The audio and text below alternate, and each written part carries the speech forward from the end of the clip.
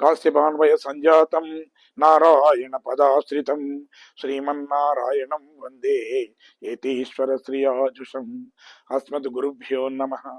వృచ్చికే రేవతీ జాతం కృష్ణమార్య గురోస్తుతం శ్రీనివాస కృపాపాత్రం వెంకటార్య గురుం భజే. అస్మత్ పరమ గురుభ్యో నమః. గార్గేయాన్వయ సంజాతం వెంకటార్య గురోస్తుతం వరదాచార్య సత్శిష్యం రామాచార్య గురుం భజే. అస్మత్ పితృభ్యో నమః. శ్రీమతే రామానుజాయ నమః. శ్రీమన్నారాయణ చరణౌ శరణం ప్రపద్యే. శ్రీమతే నారాయణాయ నమః. శ్రీమన్నారాయణ చరణౌ శరణం ప్రపద్యే. శ్రీమతే నారాయణాయ నమః. మాతృదేవో భవ, పితృదేవో భవ, ఆచార్య దేవో భవ. నీలాతుంగస్తనగిరితటీ సుప్తముద్బోధ్య కృష్ణం పారార్త్యం స్వం శృతిశతశిరసిద్ధమధ్యాపయంతి. స్వోచ్ఛిష్టాయాం స్రజనిగలితం యాబలాత్కృత్య భుంక్తే గోదా తస్యై నమైదమిదం భూయ ఏవాస్తు భూయ. ఆండాల్ దివ్య తిరువలిగల ఈ శరణం. ప్రియ భగవద్బంధువులారా, ఆండాళ్ళు తల్లి అనుగ్రహించినటువంటి 30 పాసురములలో నుండి ఈనాడు మనం 25వ పాసురాన్ని, అందులో ఉండేటువంటి అర్థాన్ని మనం తెలుసుకోవడానికి మనం ప్రయత్నం చేస్తున్నాం. పరమాత్మ అవతారాలలో ఒక్కొక్క అవతారాలలో ఒక్కొక్క గుణం కనిపిస్తుంది పరమాత్మది. తాను నరసింహునిగా అవతరించినప్పుడు అతనిలో వాత్సల్యం అంటే అమితమైనటువంటి ప్రేమ, అది ఆ వాత్సల్యం కనిపించింది. అందుకే ఇతర అవతారాలలో తాను అవతరించడానికి ఎంత సమయం తీసుకోవాలో అలా తీసుకోకుండా తన భక్తుడైనటువంటి ప్రహ్లాదుడి ఆర్తిని గుర్తించినటువంటి ఆయన తన శిష్యుడి యొక్క మాటను నిజం చెయ్యాలని, నిజభృత్య భాషితం అంటారు కాబట్టి అందుకే వెంటనే స్తంభంలో నుంచి తాను అప్పుడు వచ్చాడు. రావడమే కాకుండా అతడు ఆ ప్రహ్లాదుడు పడుతున్నటువంటి కష్టాలను చూసి కళ్ళ వెంట నీళ్లు కాల్చుకున్నాడట. అది వాత్సల్యము అని అంటాము. ఇక రామావతారానికి వచ్చిన తరువాత అక్కడ ఆశ్రిత వాత్సల్యం అంటే తనను ఎవ్వరూ ఆశ్రయిస్తే అలాంటి వాళ్ళందరినీ కూడా అనుగ్రహించాడు. పక్షులను, మానవులను, రాక్షసులను, ఈ విధంగా వీరు వారు అనేటువంటి ఎలాంటి భేదం లేకుండా అందరినీ కూడా తాను రక్షించాడు ఆయన. ఇక కృష్ణావతారానికి వచ్చే వరకు ఆశ్రిత వ్యామోహము అని అంటాం. అంటే ఇంత అని చెప్పరానటువంటి ఆ దయాగుణం, వాళ్ళ మీద ఉండేటువంటి ప్రేమ, అనురాగం ఇవన్నీ కలిగి ఉంటాడు ఆయన. అందుకే ఆయన తన అవతారాన్ని చాలించేటప్పుడు కూడా అంటాడు, అయ్యయ్యో ద్రౌపది అంత ఆర్తితో నన్ను ప్రార్థించిందే కానీ నేను ఏం చేయలేకపోయాను అంటాడు. ఉద్ధవుడు అంటాడు, కాదు కాదు, ఏమిటంటే మీరు అక్షయ వస్త్రాలనిచ్చి ఆమె మానాన్ని కాపాడారు కదా అంటే అదెంతటిది, ఆమె ఆర్తిలో ఆమె నన్ను ప్రార్థించినటువంటి విధానాన్ని చూస్తే నేను చేసినటువంటి సహాయం చాలా చిన్నది, ఇంకా ఎంతో చేయవలసింది ఉండే అన్నమాట. అంటే అలాంటి ఒక్కొక్క అవతారంలో ఒక్కొక్కటి ఆ పరమాత్ముడిలో దయాగుణం, ఆ పరమాత్ముల్లో ఉండేటువంటి ఆ వాత్సల్య గుణము ఇవన్నీ కూడా మనకు ప్రస్ఫుటంగా కనిపిస్తూ ఉంటాయి. ఇక నిన్నటి పాసురంలో ఈ పరమాత్ముని యొక్క సౌలభ్యాన్ని గురించి ఆండాళ్ళు తల్లి ఆ విధంగా నిన్న స్తుతించింది. అర్జునుడి కొరకు రథసారథిగా, తర్వాత ఇంద్రుడి రాజ్యాన్ని తిరిగి అతనికి ఇప్పించడానికి ఆశ్రితుడు కాబట్టి అతని కొరకు అతి హీనమైన యాచనావృత్తిని కూడా తాను చేస్తూ ఈ విధంగా ఈ భూమండలంలో అంతా తర్వాత ఈ భూమండలం అంతా కూడా తన పాదాన్ని వ్యాపింపజేసి కావాలి అనుకున్న వాళ్లకు, కావద్దు అని అనుకున్న వాళ్లకు, వాళ్ళు అనేటువంటి భేదం లేకుండా అందరి యొక్క శిరస్సుల మీద తన శ్రీ పాదాన్ని నుంచి అందరినీ పవిత్రం చేసినటువంటి అలాంటి గుణము ఆ స్వామిది అంటూ ఆ స్వామిని తర్వాత అతని యొక్క పాదాలను ఈ విధంగా కీర్తించడం అనేది జరిగింది నిన్నట్టు. ఇది తర్వాత ఇప్పుడు అంటున్నారు, స్వామి అసలు నీ కీర్తికి మంగళం పాడినాం, ఈ విషయాన్ని తెలుసుకున్నాం, నీ యొక్క గొప్పతనం ఏమిటి అనేది మాకు అవగతమైపోయింది. కాబట్టి నీ యొక్క దివ్య దర్శనం కోసం మేము మీ దగ్గరికి వచ్చేసాం. కాబట్టి మా కృప చూపండి, మీ యొక్క అనుగ్రహాన్ని మా మీద ప్రసరింపజేయండి అంటూ ఆ విధంగా గోపికలు ఆ కృష్ణుణ్ణి నిన్నటి పాశురంలో ప్రార్థించారు. గోపికలు చేసినటువంటి ఆ మంగళాశాసనానికి, వారి వాగ్ వైభవానికి కృష్ణుడు ఎంతో సంతోషించాడు. అన్నాడు, ఓ గోపికలారా, మీకు జన్మతః నా మీద ఉండేటువంటి ప్రేమ వల్ల మీరు నాకు మంగళాశాసనం చేశారు. అయినా ఇంత చలిలో అంత దూరం నుండి మీరు నడుస్తూ నా కోసం వచ్చారు కాబట్టి, మరి దానికోసం ఈ రాత్రి వేళ మంచులో వచ్చిన దానికి, ఇంత కష్టాన్ని అనుభవించిన దానికి, నాకు మంగళాశాసనం చేయాలనేటువంటి ఆ ఉద్దేశంతో మీరు ఇంత శ్రమ తీసుకున్న దానికి, మరి దానికి కూడా మరేదైనా ప్రయోజనం ఉంటే చెప్పండి, ఆ ప్రయోజనాన్ని కూడా నేను నెరవేరుస్తాను అన్నాడు శ్రీకృష్ణుడు. అది విన్న తర్వాత అన్నారు, అయ్యయ్యో స్వామి, మాకు వేరే ప్రయోజనం అంటూ ఏముంటుంది, ఏమీ లేదు. నీ నీ దివ్యమైనటువంటి గుణగానాన్ని చేస్తూ మేము నడుస్తూ వస్తున్నప్పుడు నడిచినటువంటి శ్రమ గాని, లేదా మంచు పడుతుంది అనేటువంటి బాధ గాని, ఇది చీకటి అనేటువంటి అభిప్రాయం గాని, ఇవేవి కూడా మాకు కష్టంగా అనిపించలేదు. నీ దివ్య గానాన్ని, నీ దివ్య రూపాన్ని మా మనస్సులో నిలుపుకొని, నీ అనంతమైనటువంటి ఆ గుణగణాలను మేము కీర్తిస్తూ మేము వస్తూ ఉంటే అసలు మాకు శ్రమ అన్నదే తెలియలేదు. కాబట్టి మాకు నిన్ను కీర్తించడం తప్ప, నీకు మంగళాశాసనం చేయడం తప్ప మాకు మరొక కాంక్ష అంటూ ఏమీ లేదు. అదే మా ప్రధానమైనటువంటి ప్రయోజనము అన్నారట. అంతేకాదు, నీ స్వరూపాన్ని మేము తెలుసుకున్నాము, మా స్వరూపము మాకు తెలిసింది. అంటే పరమాత్ముడిది ఏం స్వరూపము, ఆయనది పరస్వరూపము అని అంటాం. అంటే పరమాత్ముడిలో ఉండేటువంటి అనంతమైనటువంటి శక్తి సామర్థ్యాలు అవి కూడా వీళ్ళకు తెలుసు. అదేవిధంగా స్వస్వరూప జ్ఞానము అంటే తాము ఏమిటి, తమ యొక్క స్థితి ఏమిటి, తాము ఎంతవరకు శక్తులు కలిగిన వాళ్ళము, ఆ విషయం కూడా వాళ్ళు తెలుసుకున్నారు. దాన్ని స్వస్వరూప జ్ఞానం అంటాం, పరమాత్ముడు దాన్ని చెప్పి పరస్వరూప జ్ఞానము అంటాం. ఈ రెండు కూడా మాకు లభించాయి స్వామి అన్నారు.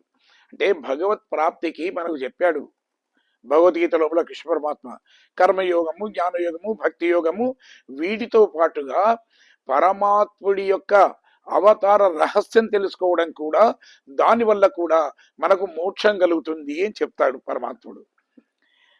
భగవంతుణ్ణి పొందడం అనేది ఈ శరీరంతో సాధ్యమయ్యేటువంటి విషయం కాదు.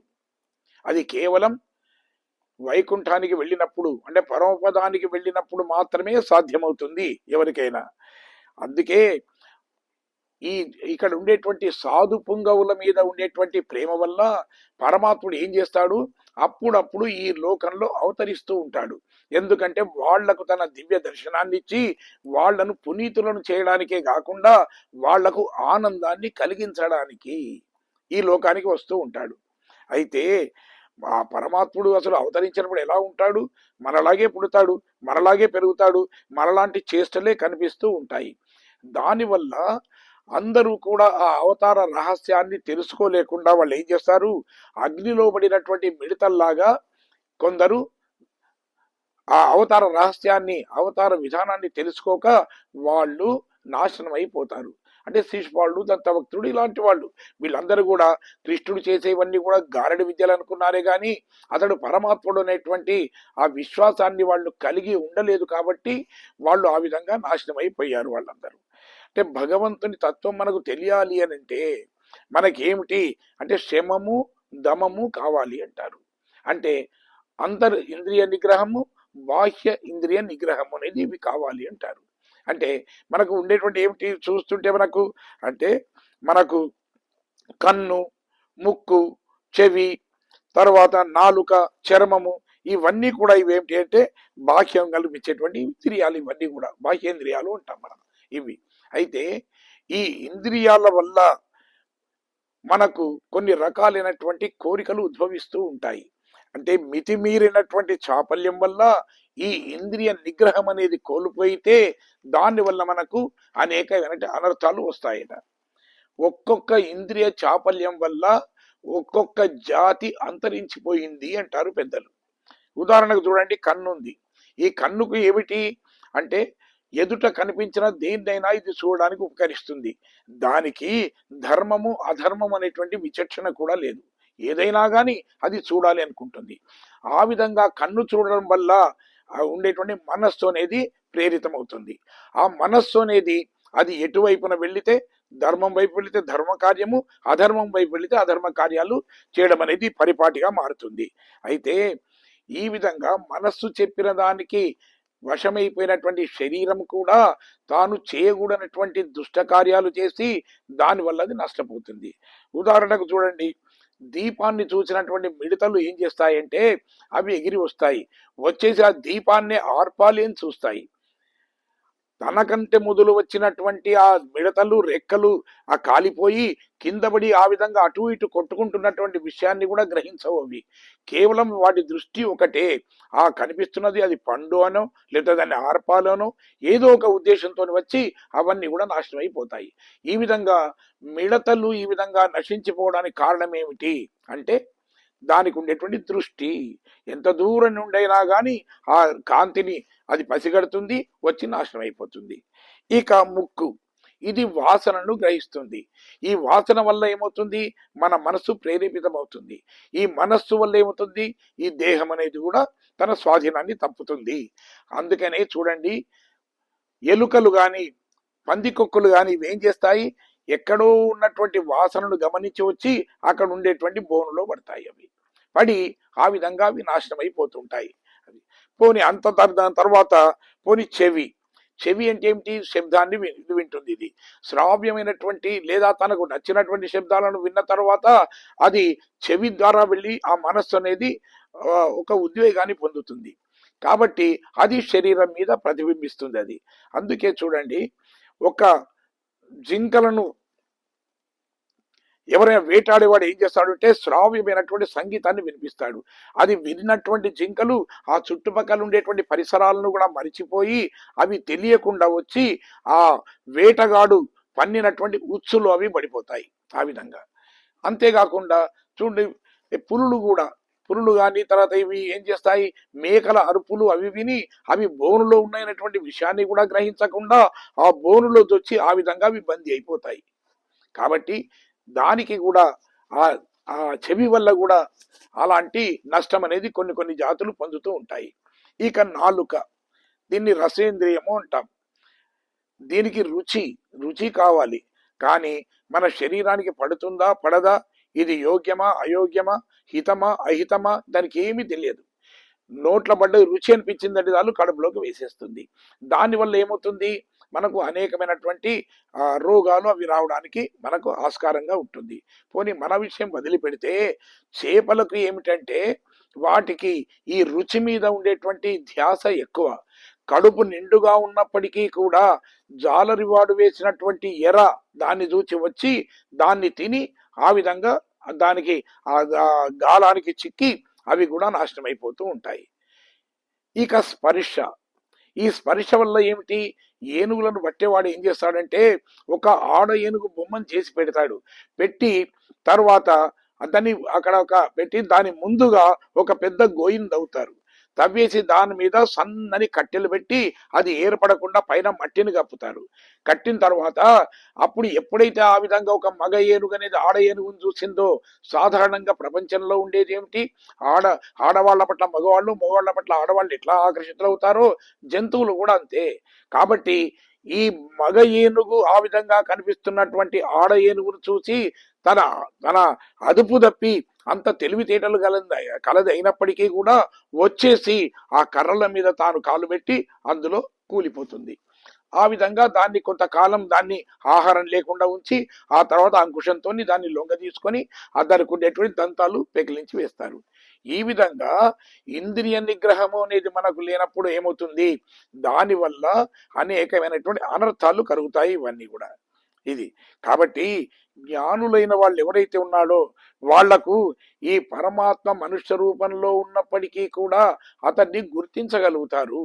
కానీ సామాన్యులైన వాళ్ళు ఏం చేస్తారు, ఈ ఇంద్రియ చాపల్యం వల్ల, ఇంద్రియాలకు ఉండేటువంటి వీటి వల్ల ఆ ఉన్నటువంటి పరమాత్మ యొక్క తత్వాన్ని గ్రహించకుండా కేవలం లౌకికమైనటువంటి విషయాల పట్ల మాత్రమే ఆసక్తి కలిగి వాటిని మాత్రమే ఆస్వాదించాలి అని, వాటిని మాత్రమే అనుభవించాలని, వాటితోనే తాము ఆనందించాలి అనేటువంటి దురభిప్రాయంతో ఆ విధంగా వాళ్ళు నాశనం అవుతూ ఉంటారు. అయితే సాధు పుంగవులు అలా కాదు, పరమాత్ముడు ఏ రూపంలో ఉన్నప్పటికీ కూడా గుర్తించగలుగుతారు. ఎలా అంటే, ఎంత ఆవుల మందలో ఎక్కడ ఉన్నప్పటికీ కూడా తన తల్లి ఆవు అక్కడ ఉంది అని గ్రహిస్తే దూడ పరిగెత్తుకొని సూటిగా దాని దగ్గరికే పరిగెత్తుతుంది, ఇతర ఎటు కూడా వెళ్ళదు. అలాగే ఆ మానవులలో జన్మించినటువంటి పరమాత్ముడు ఏ రూపంలో ఎక్కడ ఉన్నప్పటికీ కూడా అతన్ని గమనించి సాధు పుంగవులు అతని దగ్గరికే చేరుతారు, అతన్నే శరణు వేడుతారు, అతని వల్లనే తాము ప్రయోజనాన్ని పొందుతారు. ఇవి చూడండి, ఉదాహరణకు మనకు భీష్ముడు ఉన్నాడు, విదురుడు ఉన్నారు. వీళ్ళు అంటే దుర్యోధనాదులు కృష్ణుడి యొక్క అవతార రహస్యాన్ని వాళ్ళు గ్రహించలేదు, కానీ విదురుడు కానీ భీష్ముడు కానీ వాళ్ళు పరమాత్ముడి యొక్క ఆ కృష్ణ అవతారం యొక్క రహస్యాన్ని, ఆ కృష్ణుడు అవతరించిన విధానాన్ని వాళ్ళు తెలుసుకోగలిగారు. అది అయితే ఎప్పుడైతే అపశయం మీద పడిపోయినటువంటి ఆ భీష్మాచార్యుడి దగ్గరికి కృష్ణుడు తాను పాండవులను తీసుకుని వచ్చాడట. వచ్చి అన్నాడు, ఆ భీష్మాచార్య వీరికి ఏమిటంటే మీరు భగవత్ తత్వాన్ని ఉపదేశించండి అన్నాడట. అనగానే భీష్ముడు నవ్వి అన్నాడు, స్వామి నీవే పరమాత్ముడివి కదా, కాబట్టి అలాంటిది నీ తత్వాన్ని బోధించడానికి నేనెవరిని, నువ్వే బోధించవచ్చు కదా అన్నాడట. అంటే కృష్ణుడు అన్నాడు, అలా కాదు, సముద్రంలో అపారమైన జలం ఉంటుంది నిజమే, కానీ ఆ జలము యథావిధిగా మనం ఉంటే దాన్ని ఉపయోగించుకోవడం అనేది సాధ్యం కాదు. అదే మేఘం వచ్చి ఆ సముద్రంలో ఉండే నీటినే తాగి పైనుంచి వర్షాన్ని కురిపిస్తే మన దప్పిక చల్లారుతుంది. అలాగే నాకై నేను ఒకవేళ ఏదైనా నా తత్వాన్ని గురించి చెప్తే అది సోత్కర్ష అని అనుకునవచ్చు, కాదు, అది దానివల్ల సముద్రపు నీరు ఉప్పుగా ఉండి ఏ విధంగానైతే మన దాహం చల్లారదో నేను చెప్పే విషయాలు కూడా అలాగే సూటిగా ఉండి అవి ఆ విధంగా ఉండడం వల్ల వాళ్లకు రుచించక కూడా పోవచ్చు. కాబట్టి సముద్ర జలాలను తాగిన మేఘం ఏ విధంగానైతే ఒక కమ్మని వర్షాన్ని కురిపిస్తుందో, నీటిని కురిపిస్తుందో, అలాగే మీరు కూడా అది చెప్పినప్పుడు మాత్రమే అది వీళ్ళు గ్రహించగలుగుతారు అంటాడు. అది భగవంతుని అనుగ్రహం పొందిన వాళ్లకు అసలు అవతార రహస్యం అనేది తెలియాలి, ఆ విధంగా తెలుస్తుంది. ఆ విధంగా అవగతం అవడం వల్ల దానికి ఏమవుతుంది, కష్ట నివృత్తి అంటాం. అంటే కష్టాలు లేకుండా అవుతాయి, ఇష్ట ప్రాప్తి, మనకి ఏది ఇష్టమో అది ప్రాప్తిస్తుంది. అంటే ఇక్కడ కష్ట నివృత్తి, ఇష్ట ప్రాప్తి అంటే మనకేదో లౌకికమైనటువంటి విషయాలను కాదు, ఈ ఆత్మకు కావలసింది ఏమిటి, ఏ నాటికైనా అని పరమాత్ముడు ఉండేటువంటి పరమపదానికి వేయించేయడం, అలాంటివి కూడా మనకు లభించాలి అనుకున్నప్పుడు మనకు ఈ పరమాత్ముడి యొక్క అవతార రహస్యం కూడా మనం కొంతవరకు తెలుసుకోవాలి. అందుకే మన కృష్ణ పరమాత్ముడు చెప్తాడు, జన్మ కర్మ చమే దివ్యం ఏవం యో వేత్తి తత్వతః త్యక్తా దేహం పునర్జన్మ నైతిమామేతి సోర్జున అంటాడు. అంటే దివ్యమైనటువంటి నా చరిత్రను తెలుసుకున్న తర్వాత మళ్ళీ పునరపి మరణం అనేది లేకుండా ఎప్పుడు నాతోనే ఉంటారు, అంటే మోక్షాన్ని పొందుతారు అని చెప్పి మనకు భగవద్గీతలో స్వామి చెప్తాడు. అజాయమానో బహుధా విజాయతే అంటుంది ఆ ఉపనిషత్తు. అంటే పరమాత్ముడు ఏమిటి, మనం ఎన్ని జన్మలు ఎత్తుతుంటే పరమాత్ముడు కూడా మన ఆత్మలో అంతర్యామిగా ఉండి మన వెంటనే ఆయన జన్మ ఎత్తున్నాడు. నిజానికి ఆయనకి ఇలాంటి కర్మ లేదు, జన్మ ఎత్తవలసిన అవసరము లేదు, ఈ లోకానికి మనతో రావలసిన అవసరము లేదు. కానీ పిల్లవాడి మీద ఉండే ప్రేమ చేత పిల్లవాడు ఏదైనా తప్పు చేస్తే తండ్రి దండించడానికి వస్తుంటే పిల్లవాడు ఏం చేస్తాడు, అంటే తండ్రి నుండి తప్పించుకోవడానికి అనేకమైనటువంటి ఆ దుర్గంధపూరితమైనటువంటి ఆ నీళ్లలోంచి పరిగెత్తుతూ ఉంటాడు పిల్లవాడు. ఇది మోరియనో మరో ఏది కూడా చూడడు, ఆయన పరిగెత్తాడు. అంటే ఏమిటి, వాడికి ఏమీ తెలియదు, కానీ అది దుర్గంధమైనటువంటి జలము అని తెలిసినప్పటికీ కూడా అయ్యో నా కుమారుడు ఏమైపోతాడో, నా మీద ఉండేటువంటి భయం చేత ఎక్కడ ఏ అఘాత్యానికి పాల్పడతాడో అని చెప్పి గ్రహించినటువంటి ఆ తండ్రి తాను ఆ పిల్లవాడి వెంటనే తాను ఏ విధంగా పరిగెత్తుతాడో అదే విధంగా మనము ఎన్ని నీచ జన్మలు ఎత్తినప్పటికీ కూడా మనలను రక్షించడానికి ఆ స్వామి అంతర్యామిగా మనతోనే ఉంటూ ఉంటాడు ఆ పరమాత్ముడు. అదే కాకుండా అప్పుడప్పుడు ఏమిటి, ఇది విభవం అంటే అవతరిస్తూ ఉంటాడు ఈ లోకంలో. అది పరమాత్మకు జన్మ లేదు, కర్మ లేదు, కానీ మన కొరకు మాత్రమే జన్మిస్తూ ఉంటాడు పరమాత్ముడు. ఈ విషయాన్ని ముఖ్యంగా మనం గమనించుకోవాలి. అలా జన్మించిన స్వామి ఆ కాలాల్లో మాత్రమే కనిపిస్తాడు. వర్షకాలంలో నదిలో నీళ్లు కనిపించినట్టు మనకు ఆ స్వామి తాను అవతరించిన కాలంలో ఉన్న వాళ్లకు అన్ని రకాలుగా ఉపయోగిస్తూ ఉంటాడు. కానీ ఆ తరువాత అంటే అవతార పరిసమాప్తి తర్వాత స్వామి మన కంటికి అతని దివ్య రూపం అనేది కనిపించదు. అందుకనే ఆ కనిపించిన కాలంలో కూడా ఆయన సామాన్యమైన మానవుడి రూపంలోనే ఉంటూ ఉంటాడు. అయితే ఆ విధంగా తాను అవతరించినప్పుడు సామాన్య మానవుడిగా ఉన్నప్పటికీ, లేదా ఈ ఈ రోజుల్లో ఈ కాలంలో ఈ కలియుగంలో ఇప్పుడు మనకు విగ్రహ రూపంలో ఉన్నప్పటికీ కూడా ఆ స్వామి అచేతనంగా కనిపించినప్పటికీ కూడా అతనిలో ఉండే దివ్య శక్తి ఎలా ఉంటుంది అంటే పరవాసు దేవుడికి ఎంతటి శక్తి ఉంటుందో అంతటి శక్తి ఈ అర్చామూర్తిలో అంటే విగ్రహ రూపంలో కూడా ఆ విధంగా ఉంటుంది. కానీ దానిని గ్రహించగలిగిన వాళ్ళే సాధువులు అంటారు. కానీ గ్రహించని వాళ్ళు ఏం చేస్తారు, అది ఏదో మామూలైన విషయమే అనుకుంటారు, దాని పట్ల అశ్రద్ధ కలిగి ఉంటారు, లేదా ద్వేషాన్ని కూడా కలిగి ఉంటారు. ఆ విధంగా ద్వేషాన్ని కలిగి ఉండడం వల్ల ఆ అగ్నిలో పడినటువంటి మిడతల్లాగా వాళ్ళంతా నశించిపోతారు అని చెప్పి మన పెద్దలు మనకు చెప్తున్నారు. ఇంతవరకు శకటాసురుని భంజనం అంటే శకటాసురుని ఏ విధంగా సంహరించారు, పూతనను ఏ విధంగా పూతనకి ఎలా మోక్షాన్ని ఇచ్చాడు, ఇవన్నీ ఈ లీలలన్నిటను వర్ణించినటువంటి ఆ ఆండాళ్ళు గోపిక మరి తక్కిన గోపికలందరూ కూడా ఈ పాసురంలో ఆ స్వామి ఆయన జనన విషయాన్ని గురించి ఆ జనన రహస్యాన్ని గురించి ఇందులో కీర్తిస్తూ ఉన్నారు. శ్రీకృష్ణ జననము, కంసవద ఈ వృత్తాంతాలను కీర్తిస్తున్నారు. గోపికలది జ్ఞానంతో కూడినటువంటి ప్రేమ, కేవలం వ్యామోహం కాదు. ఎందుకంటే వాళ్ళు జ్ఞానం కూడా కలిగిన వాళ్ళే. వాళ్ళు ఆ భగవంతుని యొక్క దివ్య తత్వాన్ని తెలుసుకొని ఆ దేవుడు మన కోసం సులభముడై ఇక్కడికి దిగి వచ్చినటువంటి విధానాన్ని ఆయన చూస్తూ అనుకున్నారు, ఒక్క 4 అడుగులు మేము నడిచి వచ్చినందుకే ఇంతగా బాధపడుతున్నాడే స్వామి, అలాంటిది ఆయన ఆ కరుణాంతరంగుడు ఆ లోకం నుంచి ఈ లోకానికి మనను రక్షించడానికి రావడానికి ఎంత శ్రమపడి ఉంటాడు. అందుకే వీళ్ళు అంటూ ఆ స్వామి పడినటువంటి శ్రమలో మేము పడుతున్నటువంటి శ్రమ అనేది ఎంత పాటి అని భావించి ఆ స్వామి యొక్క జనన రహస్యాన్ని, జనన విధానాన్ని, ఆ జన్మించిన తర్వాత తాను చేసినటువంటి కొన్ని గొప్ప కృత్యాలను గురించి ఈ పాసురంలో మనకు వాళ్ళు ఈ ప్రార్థన చేస్తూ మనకు వినిపిస్తున్నారు. ఆండాళ్ళు తల్లి మనకు అది అనుగ్రహించింది.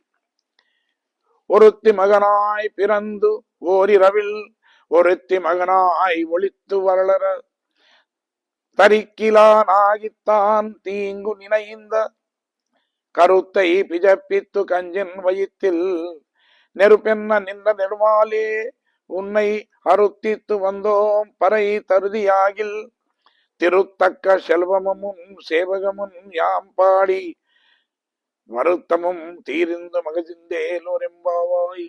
ஆண்டாள் திவ்ய திருவழிகளே சரணம்.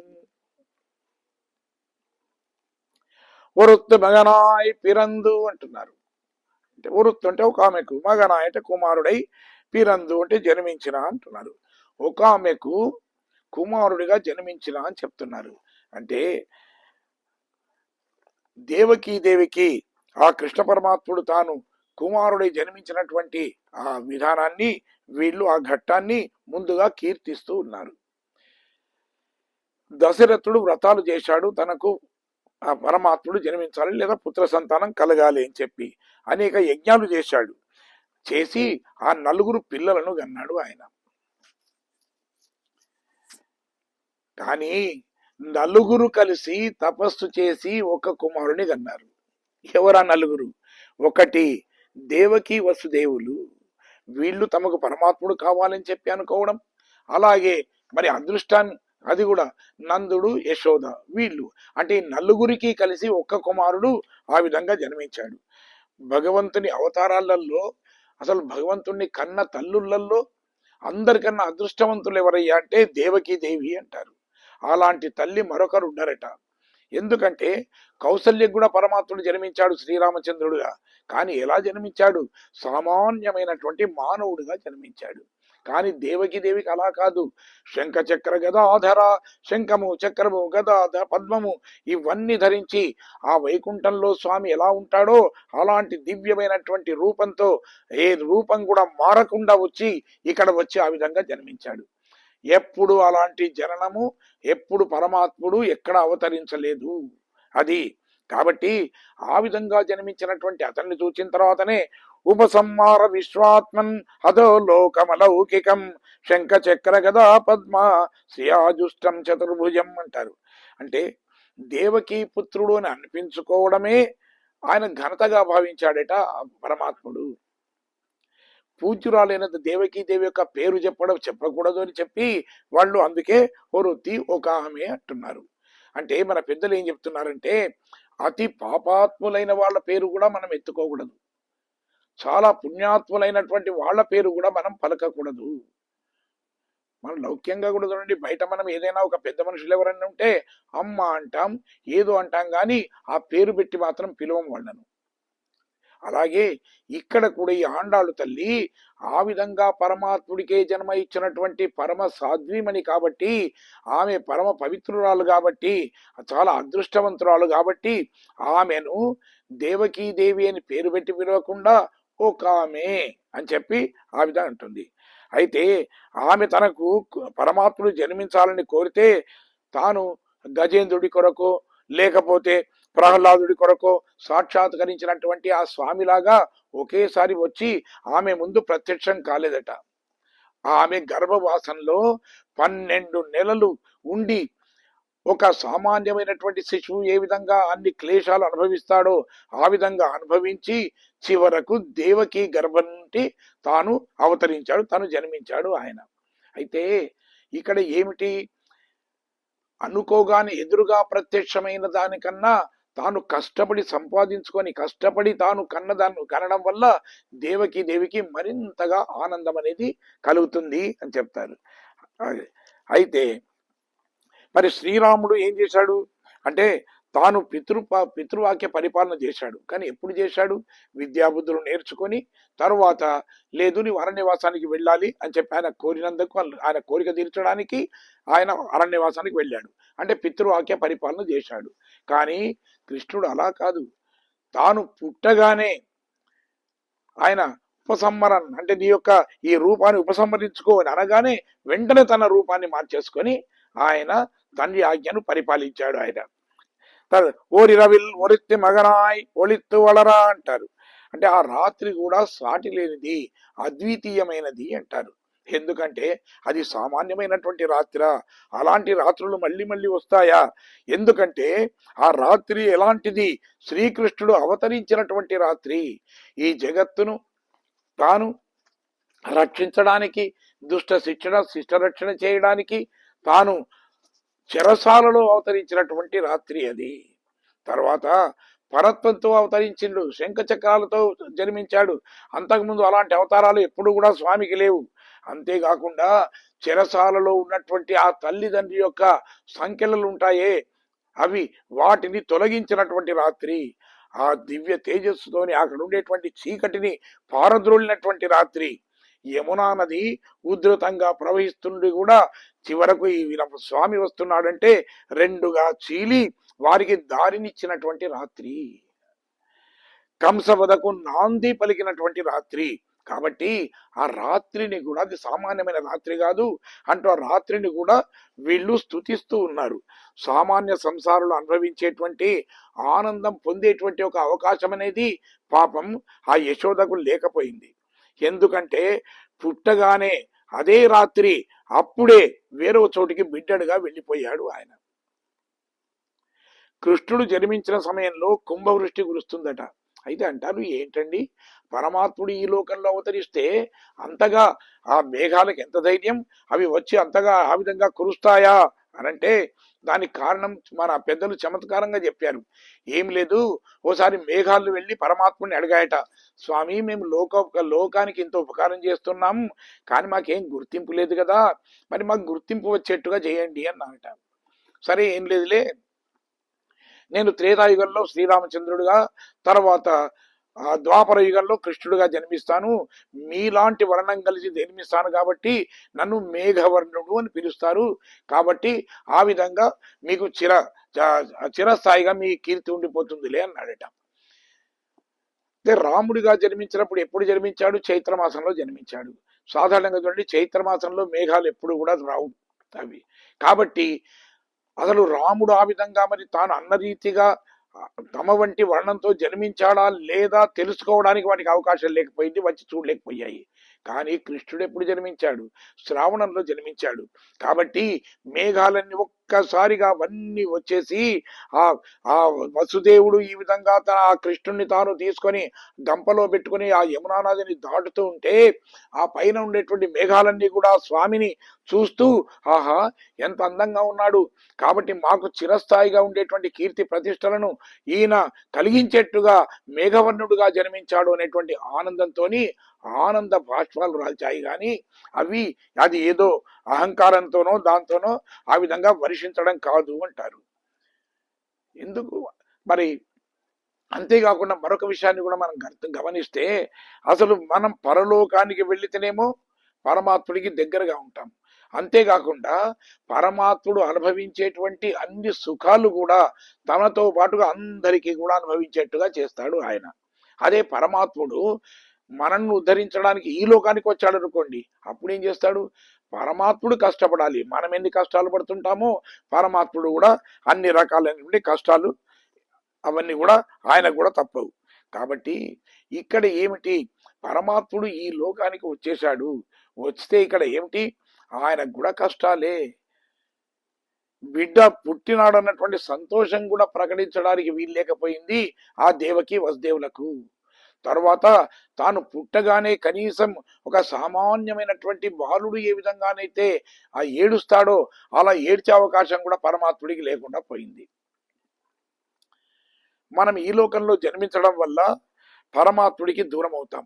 ఎందుకంటే ఈ జీవాలు ఇవన్నీ కూడా పరమాత్ముడి యొక్క ప్రళయకాలావస్థలో పరమాత్ముడి లోపల ఉంటాయని తెలుసుకున్నాం మనం.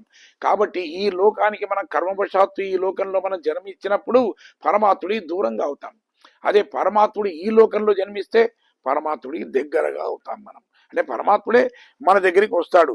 ఇది కాబట్టి ఇక్కడ పరమాత్ముడు ఇక్కడికి వచ్చినప్పటికీ కూడా పాపం దేవకీ గర్భంలో తాను జన్మించినప్పటికీ ఆమె వద్ద కనీసం పాలు కూడా తాగేటువంటి యొక్క అవకాశం లేదు. అంటే ఆ దేవికి తాను కన్నటువంటి ఆ చంటి పిల్లవాడికి కనీసం తన స్తన్యాన్ని ఇచ్చేటువంటి ఒక అవకాశం కూడా లేదు. అంతేకాకుండా ఆ ఏడుపు కూడా విందామంటే అలాంటి అవకాశం కూడా లేదు. కానీ ఇవన్నీ ఎవరికి దక్కాయి? యశోదకు దక్కాయి. యశోద ఆ పిల్లవాడి ఏడుపు విన్నది, తన స్తన్యాన్ని తన పాలనిచ్చి తాను ఒక మాతృభావాన్ని అన్ని రీతులుగా ఆమె అవతరించింది. కాబట్టి ఆమె కూడా ఎంత అదృష్టవంతురాలు ఆమె. అంటే భగవంతుని తల్లులందరిట్లోకి యశోద చాలా గొప్పది అంటారు. దానికి కారణం ఏంటి అంటే, ఆ కృష్ణుడు కొద్దిగా పరమాత్ముడు తాను ఈ మొత్తం అందరినీ కూడా అంటే పంచభూతాలను కూడా శాసించగలిగినటువంటి అధికారం కలిగిన ఆ పరమాత్ముని శాసించగలిగింది యశోద. తాను పశువుల వెంట అడవికి వెళ్ళేటప్పుడు చేతికో కర్ర సద్దిని ఇచ్చేసి, నాయన తొందరగా రావాలి అని చెప్పేదట. ఎందుకనంటే కృష్ణుడి మీద ఆమెకు అమిత ప్రేమ. ఎవరి దృష్టి తగులుతుందో అని భయం, దేవతల దృష్టి తగులుతుందేమో అని భయం. అన్నిటికన్నా ముఖ్యంగా ఏమిటి అంటే, ఇంద్రుడికి 1000 కన్నులు అంటారు కదా, మరి ఆ ఇంద్రుడి యొక్క దృష్టి ఎక్కడ నా పిల్లవాడి మీద పడుతుందో అని భయం. మళ్ళా పిల్లవాడు రాత్రి ఇంటికి రాగానే దగ్గరకు తీసుకొని ఆ దుమ్ము ధూళి అంతా కూడా దులిపేసి చక్కగా ఇరుగు దృష్టి, పొరుగు దృష్టి, నా దృష్టి, దేవతల దృష్టి అంటే ఈ విధంగా ఆ దృష్టి దోషం కూడా తీసేసేదట. అంటే పరమాత్ముడి పట్టుకొని అంతటి ఆప్యాయతను ఒలకబోసి ఆ విధంగా కన్న తల్లిలాగా ఆ తల్లిలాగా ఆ విధంగా చేయడం అనేది అది ఎవరికి సాధ్యమా? కాబట్టి ఆ పుట్టిన పరమాత్ముడు ఆ విధంగా చేసింది కాబట్టి తల్లులందరిలోకి యశోద చాలా అదృష్టవంతురాలు అని చెప్తారు. పుట్టిన చోటనే పెరగకుండా మరొక చోట దాగి పెరగవలసి వచ్చింది. సాధారణంగా పిల్లవాళ్ళు పుట్టగానే అక్కడ హాయిగా పుట్టిన చోట పెరుగుతారు, కానీ ఇక్కడ అలా కాదు.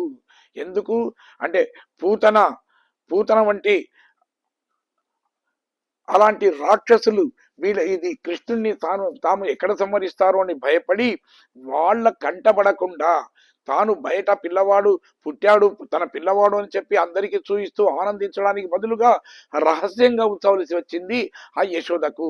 ఈ పూతన వచ్చి పాలు ఇస్తాన్ని సంహరించడము, లేదా శకటాసురుడు ఇలాంటి వాళ్ళ ఈ రాక్షసుల బాధలను చూసిన తర్వాత ఆమె భయపడిపోయిందట.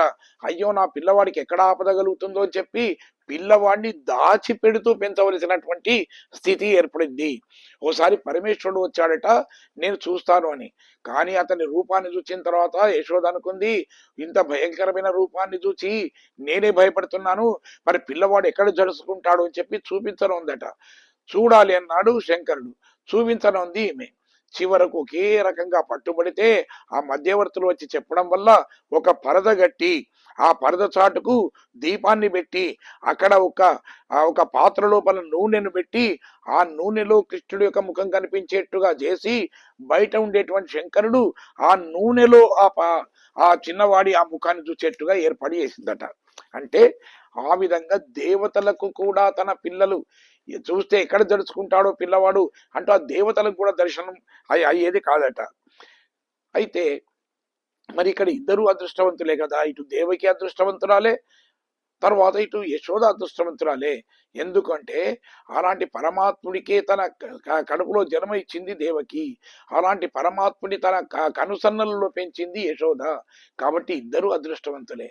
అందుకే ఏమంటారంటే మన సాంప్రదాయంలో పెద్దలు ఏమంటారు, దేవకి అష్టాక్షరి మంత్రంతో సమానము, యశోద ఆమె ద్వాదశాక్షరి ఓం నమో భగవతే వాసుదేవాయ దాంతో సమానము అంటారు. ఎందుకనంటే అష్టాక్షరి అంటే ఏమిటి, అష్టాక్షరి ఏం చెప్తుంది, దాని అర్థము నారములు అంటాము. అంటే ఒక పరమాత్ముడు తప్ప మిగతావన్నీ నారములే. అంటే మనకు వేదం ఏదైతే చెప్తుందో అంతర్బహిచ్చ తత్సర్వం వ్యాప్త నారాయణ స్థిత అన్నది, అదే విధంగా లోపల బయట కూడా ప్రకాశించిన వాడు అని చెప్తుంది కదా. అదే విధంగా దేవకి గర్భంలో ఆమె అది ప్రకాశించాడు, మళ్ళా బయటకు వచ్చి ప్రకాశించాడు. కాబట్టి ఆమె అష్టాక్షరితో సమానము ఉంటారు. కానీ యశోద ఏమిటి, అసలు ఆ ద్వాదశాక్షరిలో మనకేముంది, ఓం నమో భగవతే వాసుదేవాయ, వాసుదేవుడు అంటే మొత్తం వ్యాపించిన వాడు అని ఉంది, కానీ లోపల ఉన్నవాడు అనేటువంటి అర్థాన్ని ఇవ్వడం లేదు. అయితే యశోదకు తాను గర్భంలో అక్కడ యశోద తాను గర్భం లోపల అతన్ని పెంచలేదు, కేవలం బయట మాత్రమే వ్యాపించినప్పుడు బయటనైతే ఉన్నప్పుడు అతని కీర్తి వ్యాపించేట్టుగా చేసింది. కాబట్టి ఆమె ద్వాదశాక్షరితో సమానం అని చెప్పి మన పెద్దలు చెప్తూ ఉంటారు. ఇక తరిక్కిలానాగి తాన్ తీంగు నినైంద కరుత్తై పిజపిత్తు అంటారు. అంటే నారదాదులు వీళ్ళ కంసుని దగ్గరకు వెళ్ళి నీ శత్రువు పెరుగుతున్నాడయ్యా, అక్కడ నందవ్రజంలో పెరుగుతున్నాడు అని చెప్పగానే అసలు కంసుడు ఏమని భావించేది ఉండే, వాడు చిన్న పిల్లవాడు కదా ఏం చేస్తాడు అనుకునేది ఉండే. అంతేకాకుండా నేను చాలా బలం కలిగిన వాడిని కదా నన్నేం చేస్తాడు అనేటువంటి భావన కలిగి ఉంటే బాగుండేది. అలా కాకుండా పుట్టినాడు అని తెలియగానే తన శత్రుత్వాన్ని పెంచుకొని ఏ విధంగానైనా అతన్ని అంతం చేయాలని చెప్పి, అంటే కృష్ణుడిని అంతమొందించాలనేటువంటి భావనతోని చేయకూడనటువంటి అలాంటి దుష్కృత్యాలన్నీ కూడా చేశాడు. అనేక మంది రాక్షసులను పంపించి అతన్ని సంహరించడానికి చూశాడు. అయితే సింహాన్ని చంపాలి అనుకున్నటువంటి నక్క ఏ విధంగానైతే చివరకు సింహం చేతిలోనే బలైపోతుందో, అదే విధంగా ఇక్కడ ఈ కంసుడు కూడా శ్రీకృష్ణుని చేతిలోనే మరణించాడు. కనీసం ఉన్నాడు అనేటువంటి మాటను కూడా భరించలేకపోయాడు. కృష్ణుడు ఈ లోకానికి వచ్చాడు ఉన్నాడు అని చెప్పి భరించలేక ఓర్వలేక తుదముట్టించడానికి ప్రయత్నం చేస్తే చివరికి అతని అభిప్రాయాన్ని తలకిందులు చేసేశాడు ఆయన. అంటే కృష్ణుణ్ణి సంహరించాలి అనుకున్నటువంటి ఆ కంసుడు చివరకు తానే మరణించేటువంటి ఒక స్థితి అనేది వచ్చింది. కాబట్టి మన దాన్ని ఉదాహరణగా చెప్తుంటారు, మనకు దేహమే నేను అనే అభిమానం, అదే కంసుడు అంటారు. మనం కూడా ఏం చేస్తాం, దేహమే నేను, ఇదే శాశ్వతమైంది అనేటువంటి భ్రమలో ఉండి అంతర్యామిగా మన లోపల ఉన్నటువంటి పరమాత్మను మనం గుర్తించము. కాదు, పరమాత్ముడు ఉన్నాడు అనేటువంటి ఆ భావనను కూడా మనం మనం ఏమిటంటే భరించలేము. నేను అని మాత్రమే అహంకారంతో ఉంటూ ఉంటాం మనం. ఇదే కంసుడు అని అంటాం. అందుకే అలాంటి ఆ అభిప్రాయం ఉంటే దానివల్ల పరమాత్ముడితోని ఏదో ఒక రోజున మనం కొన్ని కొన్ని రకాలైనటువంటి కష్టాలకు మనం ఎదురు కావలసి వస్తుంది చెప్తారు. అందుకనే పరమాత్ముడి యొక్క తత్వాన్ని గ్రహించినటువంటి వాళ్ళే నారదాదులు.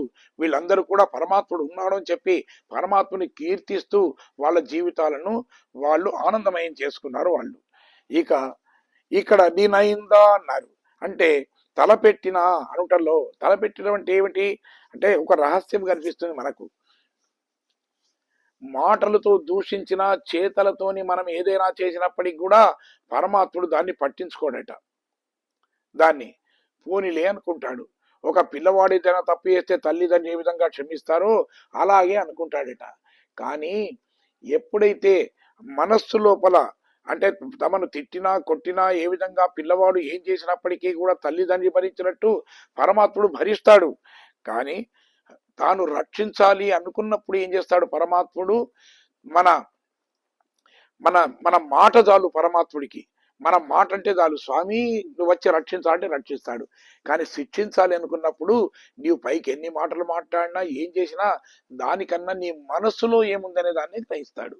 తిట్టినంత మాత్రాన పరమాత్ముడు ఏదో కోపానికి వస్తాడు అనుకోవడం అనేది సరైంది కాదు. మనకు చూడండి, భక్త రామదాసు ఎన్ని రకాలుగా అన్నాడు రామచంద్రుడిని. నీకు సీతాకు జయిస్తే చింతాకు పథకము అంటాడు. తర్వాత నీ నీ అవ్వసొమ్మని చెప్పి చేశావా అంటాడు. నీ నీ తండ్రి ఆ దశరథుడు ఇచ్చాడా, మీ మామ జనకుడిచ్చాడా ఈ డబ్బు అంటే ఇన్ని అన్నప్పటికీ కూడా ఎలా రక్షించాడు అంటే ఆ రామదాసు కేవలం మాటలలోనే తన ఆక్రోశాన్ని వెలుబుచ్చాడు గాని నిజానికి అతనికి మనసులో మాత్రం పరిపూర్ణమైనటువంటి భక్తి ఉంది. కాబట్టి ఆ విధంగా ఆ మనస్సును గ్రహించి అతన్ని రక్షించాడు పరమాత్ముడు. కంసుడు మాటల్లోనే కాదు మనస్సులో కూడా దుష్టభావన కలిగినటువంటి వాడు. కాబట్టే అందుకే అతడు పరమాత్ముడు అతన్ని ఏం చేశాడు, తాను ఆయనను వధించాడు. అంటే మొదలు ఏమనుకున్నాడు కంసుడు, అయ్యో తాను ధనుర్యాగం చేస్తున్నాను అని చెప్పి తన మేనలుడైనటువంటి కృష్ణుడిని తాను పిలిపించి, అయ్యో యాగం లోపల ఏదో వేడుకగా అక్కడ ఉండేటువంటి ఏదో పోటీలు పెట్టినట్టుగా చేసి చాణుర ముష్టికులతోని యుద్ధము అని చెప్పి, లేదా అది కూడా కాకపోతే కువలయాపీడంతో దాన్ని సంహరింపజేయాలి. అయ్యయ్యో ఏదో ఉత్సవానికి వచ్చినటువంటి నా మేనల్లుడు అనుకోకుండా ఈ విధంగా ఆ మృత్యువాత పడ్డాడు అని చెప్పి ఏదో కంట నీరు పెట్టి లోకాన్ని నమ్మించాలి అనుకున్నాడు ఆయన. కానీ ఆయన మనసులో ఉండేటువంటి ఆ దాన్ని గ్రహించినటువంటి ఆ కృష్ణుడు చివరకు అతను అనుకున్నటువంటి ఏ ప్రణాళిక ఉందో దాన్ని తలక్రిందులుగా చేసేసి ఆయన తనను సంహరించడానికి ఇచ్చినటువంటి అన్నిట్లను కూడా సంహారం చేసి చివరకు ఆ కంసుని కూడా సంహరించాడు ఆ స్వామి. కంజిన్ వయత్తిల్ నిరపెన్న నింద నిర్వాలి అంటారు. అంటే తల్లిదండ్రుల్లో యొక్క హృదయాలలో శోకాన్ని రగిల్చాడు కంసుడు. వారిని చెరసాలలో బంధించి అనేక రకం వాళ్ళ ఆ తర్వాత అంతకుముందు పుట్టినటువంటి పిల్లలందరినీ కూడా సంహారం చేసి ఈ విధంగా ఆ దేవకి వసుదేవుల కడుపులలో ఒక అగ్నిని రగిల్చాడు. ఆయన చిచ్చు పెట్టాడు. అంతేకాకుండా భక్తులైన వాళ్ళు ఎవరైతే ఉంటారో అలాంటి వాళ్ళు పరమాత్ముడితోనే ఎదురుగా కనబడలేదు కాబట్టి కనిపించని పరమాత్ముని ఏమీ చేయలేక అతని భక్తులైనటువంటి వాళ్లను అనేక హింసలకు చేసి వాళ్ళ హృదయాలలో కూడా చిచ్చు పెట్టాడు.